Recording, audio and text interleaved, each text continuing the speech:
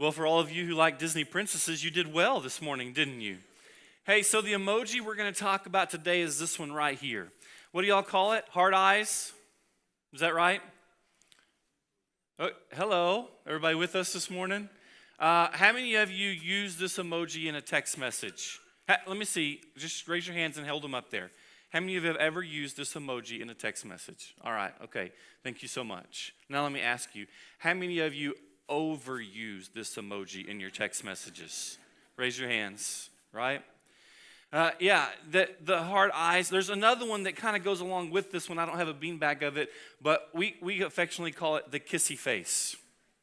How many of you use kissy face in your text messages? How many of you overuse the kissy face in your text messages? How many of you inappropriately use kissy face in your text messages? Yeah. See, there's this thing happening in our culture. My wife, Amy, and I, we have two teenagers, one who's 18, one who's about to be 14. And so we are enlightened from time to time. Really, the truth is we are shocked from time to time. But in this instance, we've been enlightened that our culture overuses the concept of love. All right, now stick with me. Here's where I'm at. So when our oldest one started to date or started to be more than repulsed by the opposite sex, we, and began to make connections with them or engage with them, we would see in his text messages there was already this conversation back and forth of, I love you. No, I love you. No, I love you more. And we were shocked and then enlightened, because Amy and I, we'll be married 23 years this summer, actually just in a couple of weeks. And I remember we had been together and dated for a very, very long time before those words were exchanged. Like, we can tell you to this day exactly when it happened, where it happened, and how it happened. But in our culture, this concept of I love you, and I so much love man, and love here and love that, here's what I'm trying to say to you. We're a lot of talk and not a lot of action. We overstate and under-deliver. That our culture is in this place where we're not really understanding what it means to act in love, but we're really good at saying that we do. Are you with me? Here's how it's been said. The words, I love you, take 2 seconds to say, 2 hours to explain, and a lifetime to prove. And then, preparing this message this week, the events of this week. And everything you've been hearing in the news, seeing on TV, and reading. I just want to share with us this morning, love is the answer. Listen, gun control is not the answer. A new president is not the answer. A new justice to sit on the Supreme Court is not the answer. Love is the answer. But I'm afraid in our culture, we don't really understand what this is. I mean, God said this, through Jesus, God said, here's the greatest thing. Love God, love people. Out of everything, what's the greatest thing? Jesus said, love God, love people. Jesus also said, this is how people will know you follow me, is by your love for one another. In fact, in another place, he said, you have heard it said before that you should hate those who hate you. But I tell you, love your enemies and pray for those who persecute you. You see, love is the answer. The great Dr. Martin Luther King Jr. said it this way. He said, darkness cannot drive out darkness. Only light can do that. Hate cannot drive out hate. Only love can do that. Love is the answer, but in our crazy emoji world, I'm not sure we really understand what love is or how to act in love. And so this morning, what I want us to do is use this simple, lighthearted, crazy emoji that we overuse and misunderstand to speak to us about how love is the answer. So here's what I want you to do. If you have a Bible, I want you to open up to the book of 1 Corinthians. If you didn't bring one with you, you'll find one there in the seats in front of you, or I'll put it up on the screen. You can click to it on your phone, whatever you want to do. But in 1 Corinthians chapter 13, we get this great exposition on love. Now, Paul is the person who wrote 1 Corinthians. Paul was an apostle, a disciple that planted at 14 churches that we know of. And one of those churches was the church at Corinth. And he writes a few letters to the church at Corinth.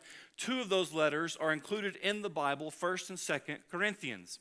And in 1 Corinthians chapter 13, he gives us this great exposition on love and what love is. Not how to underdeliver, but to truly produce love. And the interesting thing, though, about 1 Corinthians chapter 13 is it's just kind of wedged between 1 Corinthians 12 and 1 Corinthians 14. Thank you, Captain Obvious, right? But here's why I say that. When the original letters were written, when the original Bible was written, there was no 1 Corinthians chapter 12, chapter 13, or chapter 14. That was added later. And when we look at it now in our Bible, it just seems like it just kind of sticks out. So like 1 Corinthians chapter 12, Paul is talking to us about gifts, specifically spiritual gifts. And he's saying, listen, everyone has been given a gift or gifts, and you should use the gift that you've been given, that thing that you're really good at, that thing that you're really passionate about. And you should use that gift for the betterment of everyone, for the betterment of the church. Use that gift. And then in 1 Corinthians chapter 14, he goes on to talk about gifts. Specifically, he talks about the gift of tongues. Yes, it is a gift, and those of you who have that gift should use that gift. And he goes on to talk about that. But then sandwiched between that, in 1 Corinthians chapter 13 is all of these sayings about love. Now, if you've ever been to a wedding, you've probably heard 1 Corinthians chapter 13. It's used a lot at weddings. I use it a lot at weddings. And so when you read 1 Corinthians, you go, oh my gosh, this is great. 1 Corinthians 12, all these talks about gift. And 1 Corinthians chapter 14, and here's where we get our talk about tongues. And 1 Corinthians 13, wow, did Paul just put that in there so that pastors would have something to share at weddings? Or for newlyweds to be able to read in the Bible? But when you go back and look at it, here's what we discover. 1 Corinthians chapter 13 is not an interruption of 1 Corinthians chapter 12 or 1 Corinthians chapter 14 at all. It's a continuation of what Paul's talking about. And here's what he's saying in 1 Corinthians chapter 12. There's all these gifts, all these amazing gifts. And you can do all these amazing things, what you've been gifted with. But then here's what he says at the end of 1 Corinthians chapter 12. He says, I will show you a more excellent way. I will show you a more excellent way. And then he goes into all this talk about love. Here's what he's saying. The most excellent way is love. Love is the answer. That is, in fact, in 1 Corinthians chapter 13, read along with me. Here's what he says. If I speak in the tongues of men and of angels, but have not love, I am a noisy gong or clanging cymbal. You know any of those? If I have prophetic powers and understand all mysteries and all knowledge, and if I have all faith so as to remove mountains, but have not love, I'm nothing. If I give away all I have, and if I deliver up my body to be burned, but have not love, I gain nothing. Love is the most excellent way. Love is the answer. And then he begins to go through all of these things that love is. And so what I want us to do is walk through these things this morning, not so that we can overpromise and underdeliver, but so that we can understand exactly what love is, and so that we can understand how to be more than just talk, but we can be action, that we can do what Jesus called us to do, to love him and love our neighbor, to love our enemies, and so that the world will know that we follow him because of our love. Here's what he says. He says, love is patient and kind. Love is patient and kind. Here's what I like about 1 Corinthians chapter 13. I looked through the Greek this week because I thought, well, I can share, here's the hidden meanings, or here's what it really wants to get across to us. Here's what it's really trying to communicate. And here's the news I've got for you this morning. Here's what it's really trying to communicate. Love is patient and kind. It's just so simple. Love is patient and kind. I heard it said one time, and I use this at weddings sometimes, that you should take your name in 1 Corinthians chapter 13 and put it in the place every time you see love. So for me, it would read, Ryan is patient and kind. Confession. I'm not a very patient person. I'm the kind of person who, when I go to the grocery store and I'm ready to check out, I take note of all the checkers and everyone in their line, and I try to figure out which line is going to be the quickest way for me to get out of the store.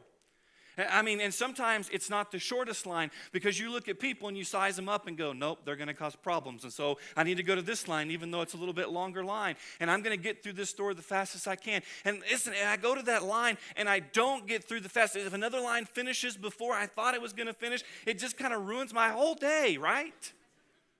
Amy and I do this sometimes when we go shopping together.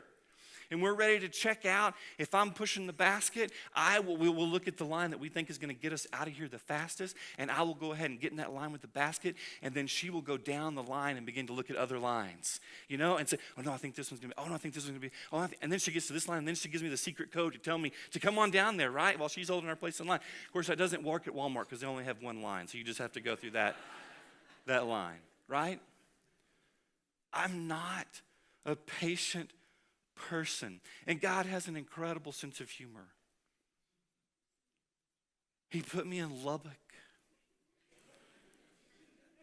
to drive with all of these crazy people. The people that go 30 in a 45. I don't have patience for that. I don't have patience for people who don't know how to get on and off the loop or the freeway. I don't have patience for those people who cut in front of me and then act like it's my fault that I'm tailgating them, right?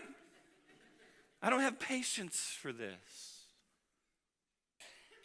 You know who I really don't have patience for? Is people who are different than me.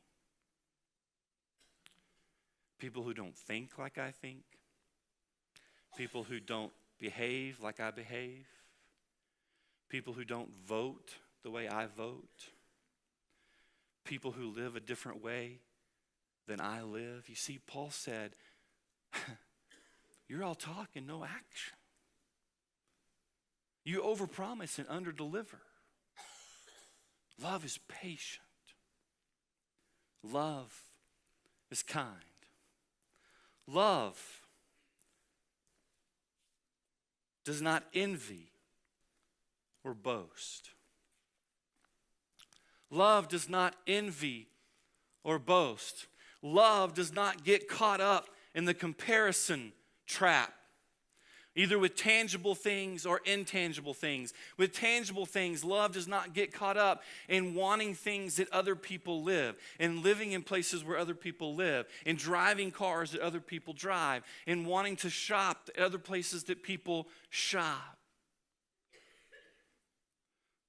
Someone once said that we spend a lifetime buying stuff we don't need with money we don't have to impress people we don't even like. That's not love. And sometimes it's the intangible things. Someone else's beauty or personality traits or someone else's popularity. Someone else's marriage, someone else's children, not the real children, the ones they bring to church on Sunday mornings. You see, we get caught in this comparison trap, and Paul says, no, love doesn't do that. Real love doesn't do that. Don't make a life where you're all talk and no action, where it's all about comparing yourselves to others or being so obsessed with imitating others and having what other. In fact, that's why 1 Corinthians chapter 13 doesn't stand out. Paul's saying in 1 Corinthians chapter 12, you have a gift. Use your gift, not the one that someone else has. Don't be envious of someone else's gift or where God has gifted someone else. Because when you're envious of where God has gifted someone else and you want that gift, you miss out on the gift that God has given to you. You miss out on being the part of the body of Christ that God needs you to be. Because you're too busy looking at where someone else has something that you want or that you're envious of. And likewise, don't live a lifestyle where you intentionally try to make other people envious of you, of what you have, of what gets given you. If it's a gift, use it such a way that it's a gift. Love does not envy or boast. Love is not arrogant or rude. Love is not arrogant or rude. Listen, I'm going to say something and then I'm going to explain it, okay? In my 43 years of life, here's what I've learned.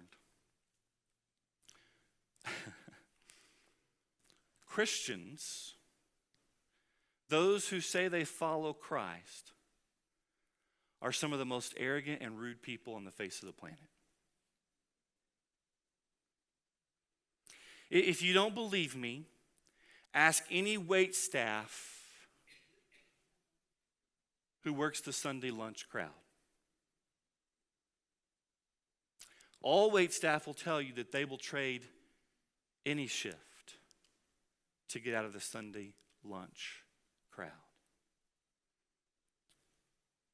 Love is not arrogant or rude. I'm going to share a story with you that happened to me a couple of weeks ago. So if you read our weekly newsletter, I think it was 2, maybe 3 weeks ago, you read my weekly blog about, it was titled, Is It Dangerous? And the whole point was sharing a story about the Bible being dangerous. What had happened is we had a gentleman who was out at our Impact campus, our campus out at the Lubbock County Detention Center, who we were working with there. We had given him a Bible. He was coming to all of our classes. Well, he got chained out. That means he got moved from the county jail to a state prison. And so he had written asking if we could send him another Bible, because when they get chained out, it happens so fast and they don't get to take any of the possessions that they have with them at county jail. And so he asked if we could send him another Bible. And so the whole point of the blog was saying I went to the UPS store to send this Bible to this gentleman that we had worked with at the Lubbock County Detention Center at our Impact campus. And the clerk asked me a question, is what's in the package dangerous? Well, listen, you just need to go read the blog. It's excellent. I mean, Nobel Prize worthy. So you just need to go read it. It's on my Facebook page. It's on my website. And so I just happened to be reading through some of the comments on Facebook a couple of days after I posted that blog, and there was a comment that came back about the blog. I wrote it down because I don't want to misquote it. Interesting article. However, you cannot mail anything directly to a prisoner. It must be ordered through a mail order company such as Amazon. I suppose his next post may be about undelivered mail.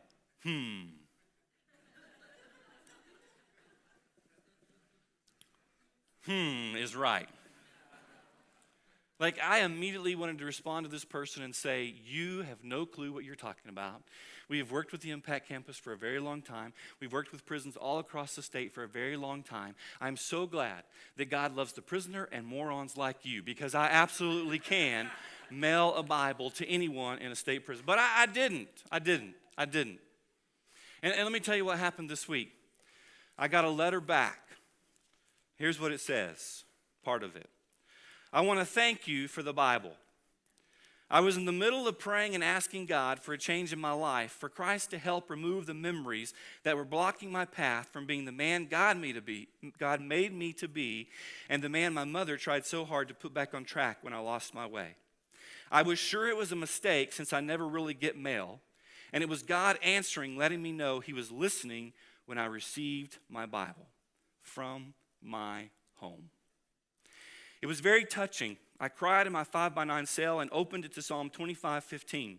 My eyes are always looking to the Lord for help, for he alone rescues me from the trap of my enemies. And now alone in my cell during a 23-and-a-half-hour lockdown with an open heart and sword at my side, I find happiness and I feel positive again. God heard my call and provided me with food I was truly needing. So let me tell you what I'm going to do this week. I'm going to reprise this blog. It's going to be called Is It Dangerous Part 2. And I'm going to make sure Fancy Pants understands what happened. Listen, I'm not really sure that's illustrating my point, but I just wanted to share that with you. Here's what I want to share with you. Last week, Josh Hurst, our Next Steps pastor, preached, and he did a great job on preaching 4th of July weekend, talked about the state of the church in the United States, and he showed you a bunch of graphs and charts and things that we've been hearing as church leaders for a very long time, that we are moving to a post-Christian nation, and we're no longer founded on biblical principles, and that those who don't follow Christ, who don't claim to be Christian, who have no affiliation with any church or any faith background, will say that their perception of Christians, overwhelmingly, 80% or so, is that we are judgmental, condemning, and hypocritical. And I was sitting right over here last Sunday when Josh preached that message, and it dawned on me. I've heard these stats for a very, very, very long time, but it dawned on me for the first time last Sunday. We don't think that's true. We hear stats like that all the time. Josh shared those stats with you last. But as Christians, we sit here and we go, well, I don't know what their problem is. We just judge them. You see, we hear things like that all the time. I can stand here this morning and tell you that Christians are the most arrogant, rude people there are, but we go, no, not me. That's not us. Listen, we are. We are judgmental. We are. You know what Jesus said? Remember what Jesus said? Jesus said, you will know me. Others will know that you know me by my love. Listen, others right now, here's how they would fill in that blank. By your critical spirit, by your judgment of us, by everything that you're known to be against and nothing that you're known to be for. They don't know us by our love. They know us by our judgment. They know us by our hypocrisy. And if we get real honest with ourselves this morning, we will have to look in the mirror and say, yes, that is true. It's not just their perception. It's reality. Every waitstaff across America will tell you they dread the lunch hour today. Love is not arrogant or rude. Paul goes on to say, love does not insist on its own way. Notice there is no if-then clause. In other words, here's what I mean. Paul doesn't say, love people if they believe the way you believe. Love people if they behave the way you behave. Love people if they vote the way you vote.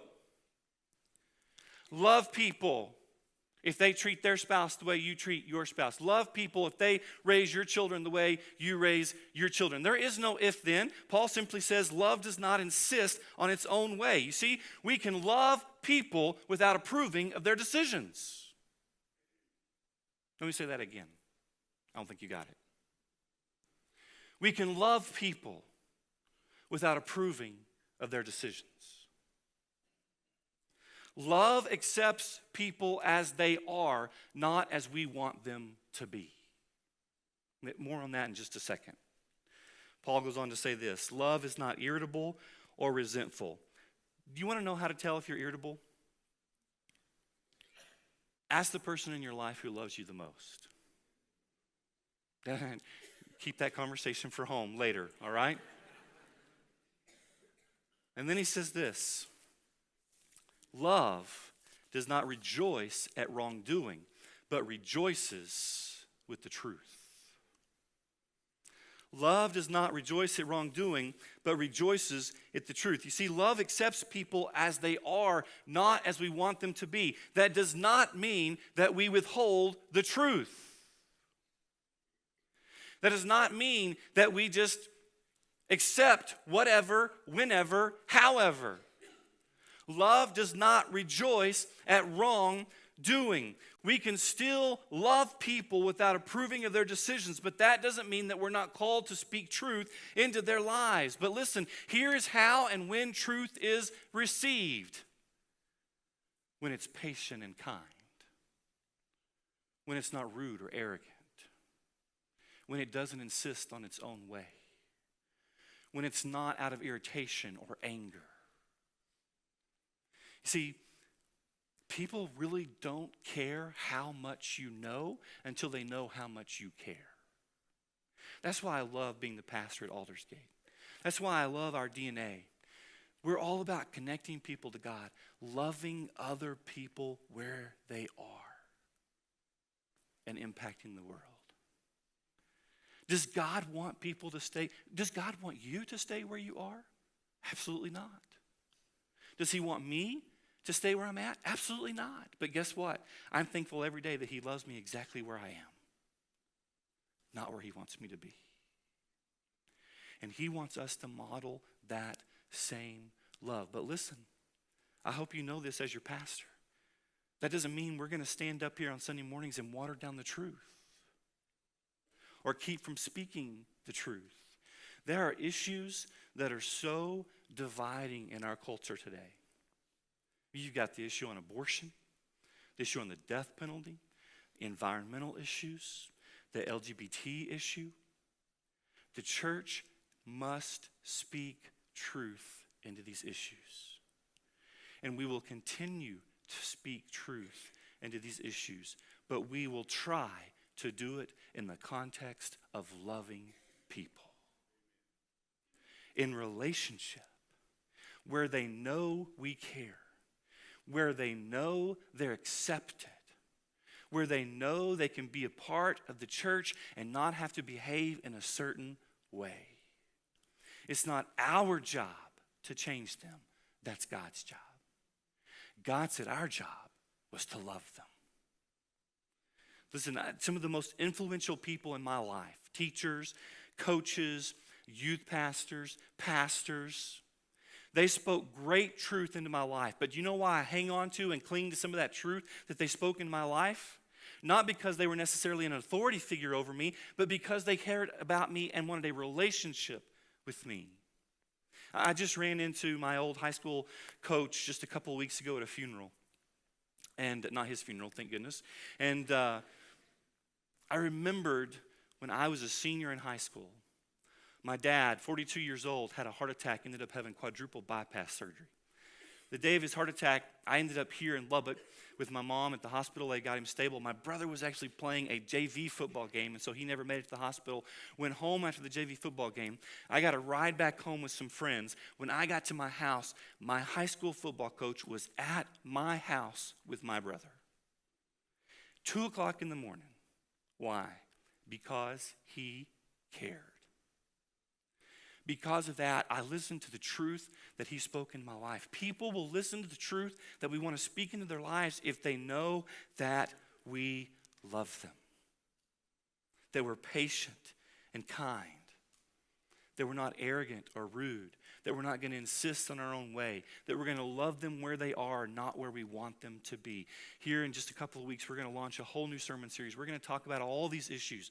Racism, sex trafficking, all of these things that tend to divide us. We're going to speak the truth in love. Love bears all things, believes all things, hopes all things, endures all things. Love bears all things. All things. All things.